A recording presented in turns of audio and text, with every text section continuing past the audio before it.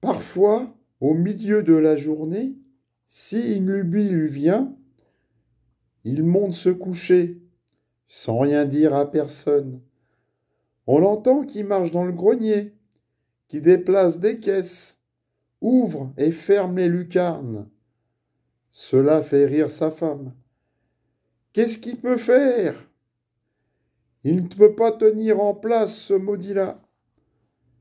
Je ne sais pas pourquoi, je me sens gêné pendant ces absences que rien n'explique. Ce que nous donnons au Montpois pour la popote les aide à vivre, car ils n'ont pas d'argent. Ils vendent du lait, des œufs, un peu de volaille, mais jusqu'à présent, ils n'ont pas voulu vendre de pigeons, même au colonel. C'est que ça ne se prend pas comme ça, pas vrai, gamin, nous dit Montpois. Allez donc les attraper, ces bestioles-là. On ne veut pas non plus y monter la nuit. Les Prussiens verraient la lumière.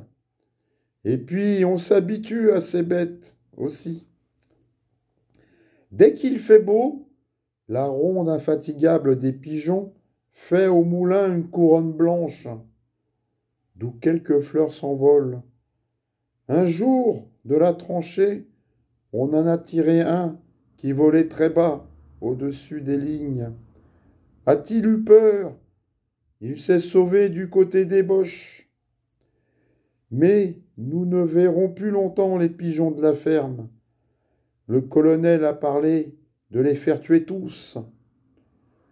Les Montpois ne s'indignent pas de ces tracasseries. Ils ne semblent même pas s'apercevoir de la défiance qui les entoure et n'en parlent jamais. C'est ce qui m'étonne le plus. Si on leur refuse un laissez-passer de quelques heures, le père grogne un peu, c'est tout.